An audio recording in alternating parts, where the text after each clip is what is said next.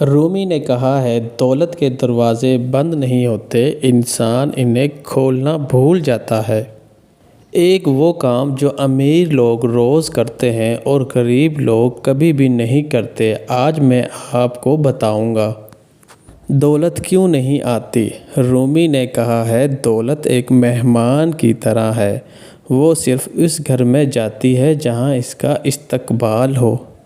زیادہ تر لوگ دولت مانگتے ہیں پر دولت کے لیے تیار نہیں ہوتے۔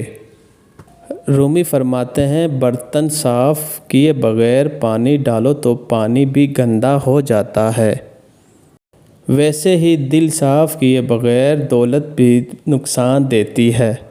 دولت کے دروازے بند نہیں، بس وہ ایک کام چھوٹ جاتا ہے جو انہیں کھولتا ہے۔ وہ ایک کام کیا ہے؟ وہ ایک کام استغفار ہے۔ روزانہ خاموشی سے کم 100 بار استغفار پڑھنا۔ رومی نے کہا ہے استغفار وہ چابی ہے جو دولت کے تمام دروازے کھول دیتی ہے۔ اپنے رب سے معافی مانگو، آسمان سے بارش بھیجے گا اور تمہیں مال سے بھی نوازے گا۔ رومی نے کہا ہے استغفار صرف گناہوں کی معافی نہیں، یہ رزق کا دروازہ کھولنے کی بھی چابی ہے۔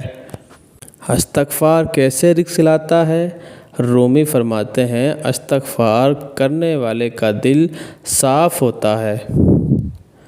صاف دل میں اللہ کی رحمت اترتی ہے اور رحمت کے ساتھ رزق آتا ہے۔ جب آپ استغفار کرتے ہیں تو آپ کا دل پرانے گناہوں کے بوجھ سے آزاد ہو جاتا ہے۔